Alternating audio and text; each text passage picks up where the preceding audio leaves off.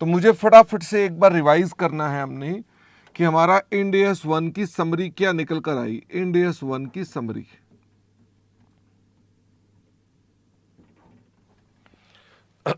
Shashi record करना है, करें शुरू अभी? हाँ ठीक है। तो इंड एस 1 में जो हमने चीजें पढ़ी वो क्या पढ़ी? सबसे पहले तो हमने पढ़ा मीनिंग ऑफ फाइनेंशियल स्टेटमेंट्स, जिसके अंदर हमने आपसे कहा कि फाइनेंशियल स्टेटमेंट्स का मतलब क्या है। फाइनेंशियल स्टेटमेंट्स का मतलब है स्ट्रक्चर्ड रिप्रेजेंटेशन, ये सब लिखा हुआ है, ऑफ किस चीज की? Financial position, financial performance, transactions, events, disclosures. इसका मतलब ये हमारे फाइनेंशियल स्टेटमेंट्स होते हैं, जिनको हम अगर कोई डिफाइन करने को पूछे तो ये उसकी डेफिनेशन है, structured representation of financial position, financial performance, transactions, events and disclosures. ठीक है ना। फिर हमने कहा ये फाइनेंशियल स्टेटमेंट जो इंड एस 1 जो अप्लाई होता है, ये अप्लाई होता है on general purpose financial statement, जो लोग नहीं ले सकते कंपनी से कस्टमाइज्ड रिपोर्ट्स, उन पर हम अपने पास इंड एस 1 को अप्लाई क्या करते हैं। और फाइनेंशियल स्टेटमेंट्स में हमने कुछ कंपोनेंट्स भी बताए थे। कौन कौन से कंपोनेंट्स थे?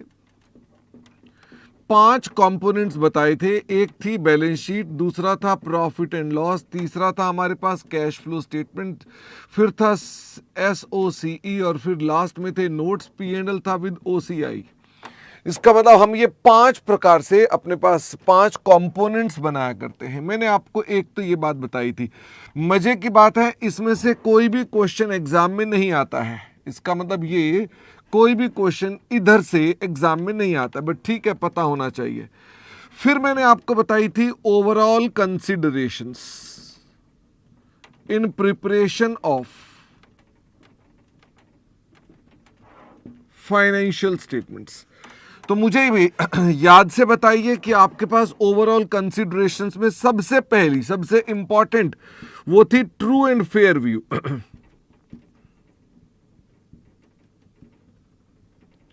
तो जब हमने ट्रू एंड फेयर व्यू की बात करी, तो ट्रू एंड फेयर व्यू कैसे आ सकता है? ट्रू एंड फेयर व्यू का पहले तो मतलब जानते हैं क्या होता है। इसका मतलब होता है faithful representation of assets, liabilities, income, expenses. जब हम उनकी फेथफुल रिप्रेजेंटेशन करते हैं, ये फेथफुल रिप्रेजेंटेशन कैसे हो सकती है, कैसे बन सकता है? By following all end S applicable, जो भी इंड एस हम पर एप्लीकेबल हैं, अगर मैं उनको ऑल को फॉलो करूं विद ऑल डिस्क्लोजर्स, तो मैं क्या बोलता हूं कि वो ट्रू एंड फेयर हो जाता है। फिर मैंने आपसे कहा था कि अगर मान लीजिए आप ट्रू एंड फेयर बना रहे हैं, तो आपको अपने पास इसकी एक कंप्लायंस स्टेटमेंट भी देनी पड़ेगी। एक कंप्लायंस स्टेटमेंट देनी पड़ेगी जो कि एक्सप्लिसिट एंड अनरिजर्व्ड होगी, कि आपने सारे के सारे इंड एस फॉलो कर रखे हैं। फिर इसके अलावा क्या इसके अंदर आपके पास डिपार्चर भी हो सकता है? डिपार्चर का मतलब है उससे अलग भी हो सकता है। द आंसर इज यस, ये उससे अलग भी हो सकता है। तो डिपार्चर कब होता है? रेयर केस में होता है। और ये बेसिकली डिपार्चर क्या इंडिकेट करता है? जब हमको लगता है कि ट्रू एंड फेयर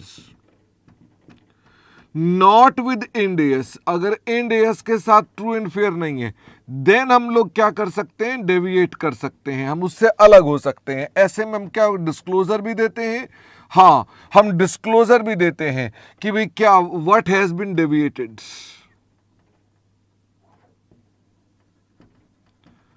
उसके रीजंस क्या हैं, उसका इफेक्ट क्या है, एक्सेट्रा एक्सेट्रा। हमें यह भी अपने पास डिस्क्लोज करना पड़ता है। मुझे आगे बताइए, दूसरी बात हमने इंपॉर्टेंट क्या बताई थी? वो बताई थी गोइंग कंसर्न, कि हमारी ओवरऑल कंसिडरेशन में गोइंग कंसर्न है, जो जिसकी असेसमेंट कौन करेगी? मैनेजमेंट इसकी असेसमेंट करेगी। फिर मैंने आपको बताया था कि इसके अंदर जब मैनेजमेंट असेस करती है तो वो क्या करती है? एटलीस्ट कितने महीने के लिए? At least 12 months, but not limited to 12 month. भाई 12 महीने कोई फिक्स नहीं है, और इसमें हम क्या चेक करते हैं, इसके अंदर हम चेक करते हैं प्रॉफिटेबिलिटी। अगर प्रॉफिटेबिलिटी है तो कोई दिक्कत नहीं, बल्ले बल्ले, कोई प्रॉब्लम की बात नहीं है। अगर मान लो वो नहीं है तो हम क्या चीज चेक करते हैं, हम चेक करते हैं लिक्विडिटी कहां से आएगी। अगर लिक्विडिटी भी है तो कोई दिक्कत नहीं है, और अगर लिक्विडिटी भी नहीं है तो क्या चेक करते हैं, सोर्सेज ऑफ फाइनेंस। भाई ना तो प्रॉफिट है ना लिक्विडिटी है, तो पैसा कहां से आएगा। यदि आपको लगता है कि हाँ ये हमारे पास चीजें पॉसिबल है तो हम बोल देते हैं गोइंग कंसर्न है। कई बार मैनेजमेंट की इंटेंशन होती है लिक्विडेट करने की, तो ऐसे में हम कुछ चेक नहीं करते, फिर तो मैनेजमेंट की इंटेंशन देखेंगे कि अगर वो अपने पास अपने ऑपरेशंस को सीज करना चाहती है या लिक्विडेट करना चाहती है तो हम उस प्रकार से उसको चेक करेंगे, और इसका भी हम डिस्क्लोजर देते हैं। गोइंग कंसर्न का डिस्क्लोजर हम कहां देते हैं, बेसिस ऑफ प्रिपरेशन में हम लोग गोइंग कंसर्न का डिस्क्लोजर देते हैं कि हमने अपने पास इसको ऐसे ऐसे किया। तो हमने कहा हमारे पास ये दूसरी चीज थी। तीसरी चीज मैंने आपको बताई कि हमारी फ्रीक्वेंसी क्या होनी चाहिए फाइनेंशियल स्टेटमेंट्स की, एटलीस्ट 12 मंथ्स होनी चाहिए। इसके बाद हमने कहा कि कंपैरेटिव्स क्या होने चाहिए। तो मुझे फटाफट से बताओ कि हम कंपैरेटिव्स कौन कौन से देंगे। तो देखो कंपैरेटिव में हम हमेशा करंट ईयर के 5 कंपोनेंट्स तो देंगे ही देंगे, और साथ में क्या देंगे, प्रीवियस ईयर के भी 5 कंपोनेंट्स देंगे। इसका मतलब हम प्रीवियस ईयर के भी 5 कंपोनेंट्स देंगे और करंट ईयर के भी 5 कंपोनेंट देंगे। क्या ये दोनों एज पर इंड एस होंगे? द आंसर इज यस, ये एज पर इंड एस होंगे। दूसरा हमने कहा कि आप ऑप्शनल है कि आप कुछ और भी दे सकते हैं। ऑप्शनल एनी कंपोनेंट और पार्ट ऑफ कंपोनेंट्स। आप अपने पास कोई और चीज भी चाहें या उसका अगर पार्ट भी चाहें तो वो दे सकते हैं। कंडीशन क्या है कि ये क्या होनी चाहिए, ये एज पर इंड एस होनी चाहिए। इसका मतलब ये भी एज पर इंड एस होनी चाहिए। फिर हमने कहा कि हमें कभी कभी अपने पास एडिशनल बैलेंस शीट भी देनी पड़ती है। तो जो एडिशनल बैलेंस शीट है वो कब कब देते हैं, एडिशनल बैलेंस शीट जब आप फर्स्ट टाइम इंड एस लगाते हैं तो आप इंड एस 101 की वजह से अपने पास एडिशनल बैलेंस शीट देते हैं। ये बैलेंस शीट कौन सी डेट को होगी, ये first day of current year या प्रीवियस ईयर, ये first day of current year या प्रीवियस ईयर होगी। इसके अलावा 4 और भी कारण हैं जो हमारा इंड एस 1 बोलता है जहां पर आपको एडिशनल बैलेंस शीट देनी पड़ेगी। वो 4 कौन कौन सी चीजें हैं जहां जहां पर देनी पड़ेगी आपको? अगर आप अपनी अकाउंटिंग पॉलिसी को चेंज करते हैं रेट्रोस्पेक्टिवली, या अगर कोई एरर्स हैं जिनको आप पीपीआई बोलते हैं, जिनको आप ठीक करते हैं करंट ईयर के अंदर आकर के, या जहां पर मटेरियल रीस्टेटमेंट है या जहां पर मटेरियल रीक्लासिफिकेशन है, इन चारों में एक बात और देखनी पड़ती है कि आपके पास ओपनिंग बैलेंस शीट का इफेक्ट होना चाहिए। Opening balance sheet gets affected. अगर वो ओपनिंग बैलेंस शीट अफेक्ट नहीं हो रही इन चीजों से, भाई उसमें एरर का इफेक्ट नहीं आ रहा, तो फिर क्या देनी पड़ेगी? द आंसर इज नो, फिर आपको उसे प्रस्तुत करने की आवश्यकता नहीं है। फाइनेंशियल स्टेटमेंट्स जो होने चाहिए वो आपके एक्रूअल बेस्ड होने चाहिए। मतलब ये कि आप उसके अंदर मैचिंग कॉन्सेप्ट को अप्लाई करेंगे और मैचिंग कॉन्सेप्ट के हिसाब से खर्चों को और इनकम को मैच करा करके आप चलेंगे। इसके अलावा हमने आपसे कहा कि इसमें और भी चीजें क्या क्या हैं कि हमारे पास यहाँ कंसिस्टेंसी भी होनी चाहिए। और कंसिस्टेंसी किन चीजों में होनी चाहिए? पॉलिसीज में होनी चाहिए तथा प्रेजेंटेशन में होनी चाहिए। इसका मतलब हम उनको पॉलिसीज से और प्रेजेंटेशन में कंसिस्टेंट रखेंगे। मजे की बात है, इस पर भी कोई ज्यादा आपको एग्जाम में क्वेश्चन नहीं पूछे जाते हैं। हम ऑफसेटिंग भी कर सकते हैं। अगर वो हमारे पास एसेट्स हैं तो हम इसके अंदर लॉस अलाउंस को क्या कर सकते हैं? सेट ऑफ कर सकते हैं। एसेट्स में लॉस अलाउंस को, अदर चीजों में, बाकी आइटम्स के अंदर अगर वो सेम सब्सटेंस की ट्रांजैक्शन है, अगर सेम सब्सटेंस की ट्रांजैक्शन है तो हम उसको सेट ऑफ कर सकते हैं। हमको अपने पास ऑफसेटिंग के लिए चेक करना चाहिए कि हमको इंड एस जो एप्लीकेबल इंड एस है वो अलाउ करता है कि नहीं करता है। अगर एप्लीकेबल इंड एस अलाउ ही नहीं करता है तो फिर बात ही खत्म हो गई। फिर आ गई मटेरियलिटी। तो मटेरियलिटी का मतलब है कि जो भी इंपॉर्टेंट है, किसके लिए इंपॉर्टेंट है? Important for users. जो यूजर्स के लिए इंपॉर्टेंट है आप उसको मटेरियल मानेंगे और उसका डिस्क्लोजर करेंगे। और फिर हमने कहा आप उसको किसी और के साथ डू नॉट एग्रीगेट, आप किसी और के साथ उसे एग्रीगेट नहीं करेंगे। तो कितने हो गए, 1 2 3 4 5 6 7 8, 8 ही है और 8 के 8 हो चुके हैं, तो इसका मतलब इसका डंडा बाकी का फालतू है। फिर हमने आपको एक तीसरी बात बताई, हमने कहा structure and content, structure and content. तो मुझे फटाफट से स्ट्रक्चर एंड कंटेंट पर बताओ कि हमने क्या क्या बातें डिस्कस की थी। एक तो हमने बात की थी जनरल, दूसरी बातें हमने की थी कंपोनेंट्स से संबंधित। तो मुझे फटाफट से ये बताओ, जनरल में हमने जब कहा था तो हमने कहा आपको हमेशा आइडेंटिफाई करना चाहिए अपना कंपोनेंट, बताना चाहिए कि ये बैलेंस शीट है कि ये P&L है या सूकी है, हमें अपने पास ये कंपोनेंट आइडेंटिफाई करना चाहिए। फिर हमको उसका टाइप भी आइडेंटिफाई करना चाहिए, व्हाट इज टाइप, कि ये कंसोलिडेटेड है या ये स्टैंड अलोन है। स्टैंड अलोन का दूसरा नाम क्या होता है, स्टैंड अलोन का नाम होता है separate financial statement, individual financial statement, जो मर्जी बोलो। फिर क्या राउंड ऑफ करना जरूरी है, द आंसर इज यस, वो हमने शेड्यूल 3 में आपको बता दी थी, उसकी लिमिट्स क्या थी, ये भी मैंडेटरी है आपको अपने पास। क्या आपको अपनी करेंसी को भी मेंशन करना पड़ेगा, बिल्कुल आपको अपनी करेंसी को भी साथ में मेंशन करना पड़ेगा। क्या आपको अपना डेट और पीरियड भी मेंशन करना पड़ेगा कि बैलेंस शीट किस डेट की है या P&L किस पीरियड का है, हमको ये भी बताना पड़ेगा। इसको नीचे कर दें। इसके अलावा हमने आपके साथ कंपोनेंट्स की भी बात करी थी। तो जब हमने कंपोनेंट की बात करी थी तो बात करी थी हमारे पास बैलेंस शीट की, प्रॉफिट एंड लॉस की, सूकी की और कैश फ्लो स्टेटमेंट की। तो हमने जब आपको कहा कि हमारे पास एक नोट्स की भी है, नोट्स की बात में बना देंगे, ये हमने कहा ये एज पर इंड AS 7 है, यानी कि हमको इसके बारे में कुछ दिमाग नहीं दौड़ाना। सूकी एक रिको शीट है, एक रिकंसिलेशन शीट है, जिसके अंदर हम अपने पास सभी तरह के जो हमारे रिजर्व एंड सरप्लस हैं, जो OCI हैं, शेयर एप्लीकेशन मनी है, शेयर वारंट है, कंपाउंड फाइनेंशियल इंस्ट्रूमेंट्स हैं, इनके बारे में हम कुछ चीजें डिस्क्लोज करते हैं। क्या हम इनका ओपनिंग बैलेंस बताते हैं, PPI बताते हैं, रीस्टेटेड ओपनिंग बैलेंस बताते हैं, इसके अलावा TCI बताते हैं, डिविडेंड बताते हैं, ट्रांसफर बताते हैं, कोई अदर चेंजेस हैं तो वो बताते हैं, और फिर उसके बाद क्लोजिंग बैलेंस बताते हैं। मजे की बात है ये ऑलरेडी हम शेड्यूल 3 में पढ़ चुके हैं।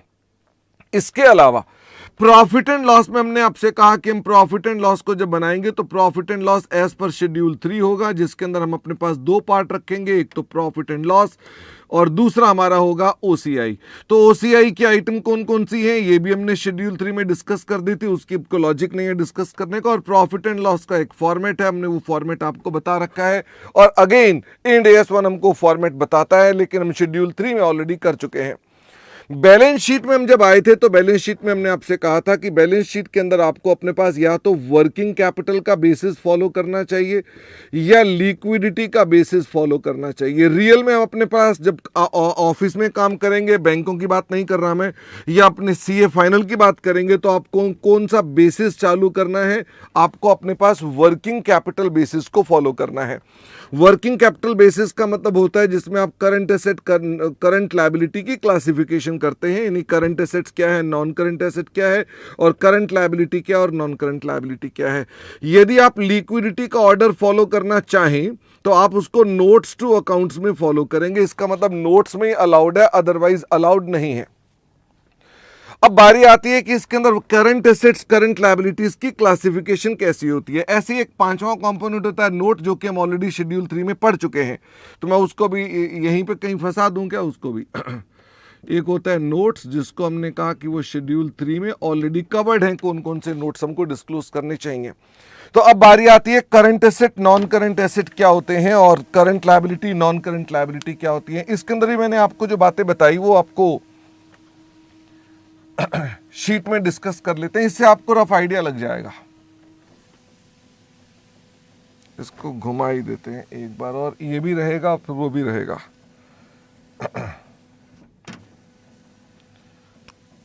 तो वर्किंग कैपिटल के लिए हमने कहा कि हमें क्लासिफिकेशन करनी पड़ेगी करंट और नॉन करंट की। तो मैंने इसमें आपको जो बातें बताई वो बताओ कौन कौन सी थी। एक मैंने आपको बताए थे करंट एसेट्स का मीनिंग, एक मैंने बताया था करंट लायबिलिटीज का मीनिंग, एक मैंने आपको बताया था ऑपरेटिंग साइकिल का मीनिंग, और एक हमने आपके साथ लोन के संबंध में बातें की थी, जिस पर हमने कुछ सवाल भी लास्ट क्लास में किए थे। तो पहले मुझे बताओ कि करंट एसेट्स हमारे पास कौन कौन से हो सकते हैं, what can be the current assets. तो मैंने आपसे कहा कि मान लीजिए कोई आपके पास नॉर्मल ऑपरेटिंग साइकिल में आप उन्हें कंज्यूम करने वाले हैं, या आप उन्हें सेल करने वाले हैं, या आप उन्हें रियलाइज करने वाले हैं। तो ये हमारे पास कौन सी आइटम्स होती हैं? कंज्यूम किसे करते हैं? रॉ मटेरियल को। सेल किसे करते हैं? फिनिश्ड गुड्स को और स्टॉक इन ट्रेड को। और रियलाइज किसे करते हैं? डेटर को, ट्रेड रिसीवेबल को। तो इसका मतलब ये हमेशा आपके पास क्या होंगे? These are always. तो ये हमारे पास हमेशा करंट एसेट होंगे, ये बात मुझे लिखने की आवश्यकता नहीं है। फिर मैंने आपसे कहा कि जो हमारे पास हेल्ड फॉर ट्रेडिंग है, और ये हेल्ड फॉर ट्रेडिंग में मैंने आपको एक उदाहरण भी दिया था, जिसके अंदर कौन सा था? दैट वाज डेरिवेटिव या इन्वेस्टमेंट भी हो सकती है, जो आपने ट्रेड करने के लिए रखी हुई हैं। इसके अलावा हमने आपसे कहा था जो हमारे पास ड्यू है फॉर रियलाइजेशन, जो हमारे पास रियलाइजेशन हो जाएगी within 12 months from reporting date. ये रिपोर्टिंग डेट का पिछली बार आप बड़ा उलझन बता रहे थे। Reporting date, reporting date, reporting date मतलब बैलेंस शीट डेट। जिस डेट की बैलेंस शीट है उसे रिपोर्टिंग डेट भी बोलते हैं, और उसे रिपोर्टिंग पीरियड एंड भी बोलते हैं। रिपोर्टिंग पीरियड एंडेड, ठीक है ना। तो वो दोनों बातें एक ही हैं। फिर हमने आपसे कहा कि हमारे पास कैश एंड कैश इक्विवेलेंट भी हो सकते हैं, जो हमारे पास इसके अंदर कवर किए जाते हैं। मजे की बात है, इसमें कोई ज्यादा मत्थापच्ची नहीं है। इसका कौन सा पैराग्राफ था? इसका पैराग्राफ था 66। इसके अलावा हमारे पास करंट लायबिलिटीज के अंदर भी 4 बातें थी। तो करंट लायबिलिटीज में कौन कौन सी हैं? जिन्हें नॉर्मल ऑपरेटिंग साइकिल में हम एक्सपेक्ट करते हैं टू पे। जिनको हम नॉर्मल ऑपरेटिंग साइकिल में पे कर देंगे। तो इसमें कौन आएंगे? इसमें आएंगे ट्रेड पेबल्स। तो इसका मतलब ये हमारे पास जो आइटम्स हैं, ये आइटम ट्रेड पेबल, और ये रॉ मटेरियल या स्टॉक या डेटर तथा एडवांसेस जो हम कस्टमर को, सप्लायर को दे रहे हैं, या एडवांसेस फ्रॉम कस्टमर्स, तो ये हमारे पास सब क्या होंगे? These are always current in nature. इसके अलावा हमने करंट लायबिलिटी में बताया जो लायबिलिटीज हेल्ड फॉर ट्रेडिंग है। तो जो लायबिलिटीज हेल्ड फॉर ट्रेडिंग है उसमें फिर से कौन आ गए? उसमें फिर से आ गए डेरिवेटिव इंस्ट्रूमेंट्स। इसके अलावा हमने कहा कि इसमें और कौन आएंगे? Which are due for settlement, जिनको हमको पे करना पड़ेगा विद इन 12 मंथ्स, जिनको 12 महीने में पे कर देना है। तो वो हमारे पास वो भी सारे के सारे यहां पर चले आएंगे। कोई ऐसा लोन है जो आपने पे कर देना है विद इन 12 मंथ, या उसकी कोई मैच्योरिटीज हैं जो आपने पे कर देनी है, वो यहीं पर आ जाएंगी। इसके अलावा हमने आपसे कहा कि अगर मान लीजिए कोई लायबिलिटी है जिस पर हमारे पास कोई भी unconditional rights to defer beyond 12 months from reporting date. भाई जिस लायबिलिटी को हम डेफर नहीं कर सकते, हमारे पास अनकंडीशनल राइट नहीं है, मतलब हम जिसको अपनी मर्जी से डेफर नहीं कर सकते, वो भी हमारी करंट लायबिलिटीज है। तो यहां मैंने किसका एग्जांपल दिया था? यहां मैंने एग्जांपल दिया था सिक्योरिटी डिपॉजिट का। एक कस्टमर ने हमारे को सिक्योरिटी डिपॉजिट दे रखी है, अगर वो वापस मांगने आएगा तो आपको वापस करनी पड़ जाएगी, क्योंकि आपके पास कोई राइट नहीं है उसे रोकने का कि आप बोले नहीं मैं पैसा तेरे को बाद में दूंगा। ऑपरेटिंग साइकिल की जब मैंने बात करी तो मैंने कहा ऑपरेटिंग साइकिल हमेशा हमारे पास पहले तो कई मल्टीपल बिजनेसेस हैं। तो क्या मल्टीपल ऑपरेटिंग साइकिल हो सकते हैं हमारे पास? The answer is yes, we can have multiple businesses, therefore entity एक है, बिजनेसेस मल्टीपल हैं, we can have multiple operating cycle. हम अपने पास रिस्पेक्टिव एसेट को, जोन सा एसेट आप क्लासिफाई करना चाहते हैं वो किसका है, वो जिस बिजनेस का है, उसके ऑपरेटिंग साइकिल से हम उसको चेक करते हैं। फिर मैंने आपसे कहा था अगर आप ऑपरेटिंग साइकिल ना ढूंढ पाए तो आपको हमेशा ये क्या एज्यूम कर लेना चाहिए? 12 महीने एज्यूम कर लेना चाहिए अगर आपको पता नहीं चलता है। तीसरा मैंने कहा था ऑपरेटिंग साइकिल का एक्चुअल में पीरियड निकालते कहां से कहां तक है? ये कौन सी डेट से स्टार्ट होता है? ये स्टार्ट होता है एक्विजिशन से। एक्विजिशन फॉर प्रोसेसिंग, भाई आपने प्रोसेसिंग के लिए जिस डेट को सामान खरीदा वहां से लेकर आप कहां तक देखते हैं, to the date of actual realisation, to date of actual realisation, हम इसको देखते हैं। और मैंने आपसे कहा कि हमारे पास इसमें से क्या क्रेडिटर्स का पीरियड घट रहा है, क्रेडिटर्स का पीरियड नहीं घट रहा है, ठीक है ना। और फिर उसके बाद हमने लोन के बारे में बात करी थी, तो लोन के बारे में आप लोग थोड़ा उलझ रहे थे, अगर आपको याद हो तो लोन के बारे में क्या बात करी थी, मुझे क्विकली याद कराओ। कोई ज्यादा मुश्किल बात नहीं की थी। हमने कहा पहले तो लोन दो तरह के हो गए, एक तो लोन हो गए लोन रीपेबल ऑन डिमांड। फटाफट से बताओ जो लोन रीपेबल ऑन डिमांड है वो क्या है, दीज आर करंट लायबिलिटीज। दिमाग लगाना बंद कर दें, जो भी लोन रीपेबल ऑन डिमांड है, what is loan repayable on demand.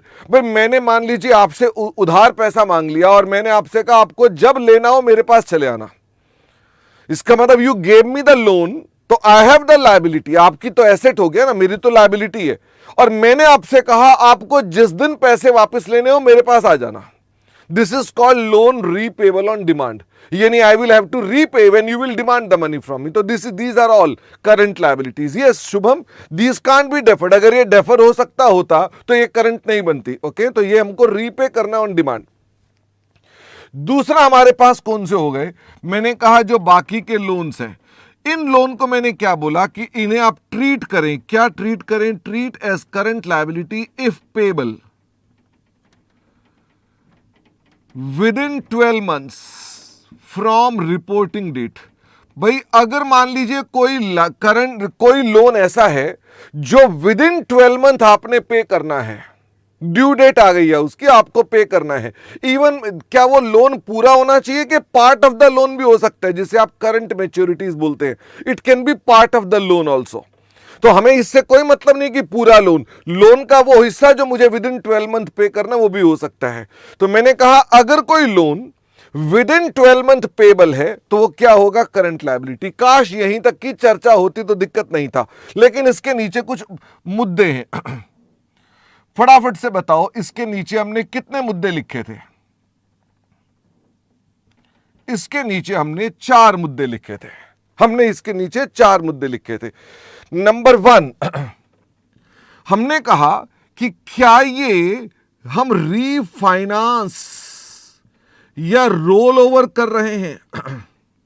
Refinance, तो केस किसका हो गया, रीफाइनेंस या roll over. What is refinance और रोल ओवर, रीफाइनेंस और रोल ओवर का मतलब हो गया जिस लोन को या तो हम उस बैंक से बात कर रहे हैं और कह रहे हैं इस लोन को एक्सटेंड कर दो, तो ये हमने रोल ओवर कर लिया, या उसके लिए हमने एक लोन ले लिया उसी बैंक से, हमने कहा जी इसको पे कर लो, ठीक है, same facility. Okay, bank OD pay करना है, हमने एक और बैंक ओडी ले लिया, हमने कहा जी उसी बैंक से, हमने कहा इसमें पे कर दो, सेम फैसिलिटी होनी चाहिए।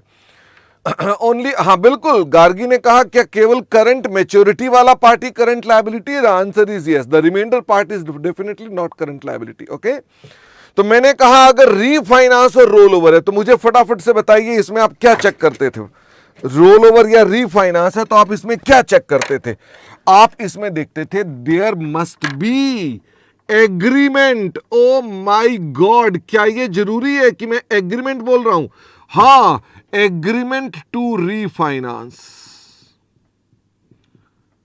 रोल ओवर बाय कौन सी डेट तक ये हो जाना चाहिए, फटाफट से बताओ, मैं इसको ब्लैक पेन से लिखूं, बाय बैलेंस शीट डेट। इसमें क्या मैंने अप्रूवल की बात बोली है कि अप्रूवल तक जाएंगे, या मैंने बैलेंस शीट डेट बोली है। मैंने कहा भाई बैलेंस शीट डेट देखनी है आपने, कि बैलेंस शीट डेट तक अगर एग्रीमेंट हो गया है रीफाइनेंस का तो ठीक है, फिर तो हो ही गया, फिर कौन सी प्रॉब्लम है। अच्छा, दूसरा, अगर वो रीफाइनेंस ही है या रोल ओवर ही है, एग्रीमेंट तो नहीं हुआ, नो एग्रीमेंट, बट अब बताओ, दो चीजें मैंने बोली कि एंटिटी एक्सपेक्ट करती है एंड एंटिटी के पास एक डिस्क्रिशन है, discretion with entity to defer beyond 12 months. भाई अब ध्यान दें, अब मैंने क्या आपको, अच्छा ये भी कब देखनी है, ये भी बाय बैलेंस शीट देखनी है कि आपके पास ये चॉइस कब होनी चाहिए, ये एक्सपेक्टेशन और डिस्क्रिशन कहां होनी चाहिए, बैलेंस शीट डेट। मुझे ये बताओ, या तो एग्रीमेंट हो जाएगा, अगर एग्रीमेंट नहीं है और तुम्हें लगता है कि तुम एक्सटेंड करोगे तथा तुम्हारे पास चॉइस है कि तुम एक्सटेंड कर सकते हो 12 महीने के बियॉन्ड, बैलेंस शीट डेट को है ये, तो हमारे पास क्या हो गया, ये नॉन करंट हो जाएगा। तो दीज आर द केसेस जहां पर हम इसे क्या बोलेंगे, नॉन करंट, नॉन करंट। तो मुझे ये बताओ, ये दो बातें में आप पिछली क्लास में भी बार बार कंफ्यूज हो रहे थे, ये दोनों रीफाइनेंस की हैं। सवाल अगर एग्रीमेंट हो चुका है तो इसके बारे में है, अगर एग्रीमेंट नहीं हुआ तो आप ये चेक करेंगे, कोई दिक्कत की बात तो नहीं है इसके अंदर। फिर मैंने आपको बताया था, अगर मान लीजिए आपका कोई मटेरियल ब्रीच हो जाता है which makes loan repayable on demand. भाई मटेरियल ब्रीच हो गया जिससे लोन क्या बन गया, रीपेबल ऑन डिमांड। अब मुझे बताइए इसमें आप क्या देखते थे, नीला पेन, आप इसमें देखते थे अगर लेंडर एग्री कर गया not to demand, not to demand, agree कर गया नॉट टू डिमांड, अगर वो हमको कहता है हम पैसा नहीं मांगेंगे, बताओ एग्री किस डेट तक, एग्री किस डेट तक, मैंने कहा अप टू अप्रूवल डेट। सिर्फ एक यही अप्रूवल डेट है क्या, और भी मैंने अप्रूवल डेट लिखी है कि सिर्फ यही अप्रूवल डेट लिखी है, सिर्फ यहां लिखी है। और यही जो मैंने अप टू अप्रूवल बोला ना, यही आपका कार्व आउट है, यही आपका कार्व आउट है, इसी को हम कार्व आउट बोलते हैं, कार्व आउट नंबर 1। और इसकी चर्चा आपके पास इंड AS 10 में भी आएगी, तो रहेगा ये 1 नंबर ही, लेकिन इसका अंदर मतलब मैंने बताया कि वहां पर ये एडजस्टिंग इवेंट बोला जाता है, तभी हम इसको यहां एडजस्ट कर रहे हैं। ओके, क्या इसमें भी मैंने अप्रूवल डेट लिखी है, फटाफट से देखें, क्या मैंने एग्रीमेंट में भी अप्रूवल डेट लिखी है, नहीं। क्या मैंने रीफाइनेंस में जहां आपके पास चॉइस है, मैंने कहा चॉइस आ जाए अप्रूवल डेट तक, मैंने लिखी है, द आंसर इज नो। इसका मतलब आप चार्टेड अकाउंटेंट हैं, अपने मन की बात मत करना, जो लिखा है उसके मुताबिक करेंगे हम लोग। अब मुझे बताओ, इसके अलावा हमने एक और बात भी करी, अगर मटेरियल ब्रीच होता है जिससे लोन क्या बन जाता है, रीपेबल ऑन डिमांड, और मुझे मिल गया ग्रेस पीरियड, अब मुझे मिल गया ग्रेस पीरियड टू रेक्टिफाई, मुझे मिल गया ग्रेस पीरियड टू रेक्टिफाई। तो बताओ ये ग्रेस पीरियड कितना मिलना चाहिए, और ये ग्रेस पीरियड कब तक मिलना चाहिए, ये ग्रेस पीरियड मुझे कब तक मिल जाना चाहिए, बाय बैलेंस शीट डेट। क्या यहां पर अप्रूवल लिखा है मैंने, नहीं, हर जगह बैलेंस शीट डेट है, सिर्फ इधर जहां पर वो हमसे माफ कर रहा है, क्या मैं कह सकता हूं ये माफी का केस है, जहां कहता है छोड़ो रेक्टिफिकेशन, नहीं चाहिए रेक्टिफिकेशन, छोड़ो रेक्टिफिकेशन, जहां वो कह रहा है माफ कर दिया, छोड़ दिया, वहां पर हम अप्रूवल डेट तक जाते हैं, वरना नहीं जाते हैं। और इंटरनेशनली तो वहां भी नहीं जाते हैं, इंटरनेशनली तो बैलेंस शीट डेट तक ही बाकी सब चीज चेक करते हैं। हमने यहां पर कहा भाई साहब ऐसी ब्रीचेस तो होती रहती हैं, अगर लेंडर ही मान गया है और बैलेंस शीट डेट तक के बाद अप्रूवल तक भी मान गया है तो क्या दिक्कत है।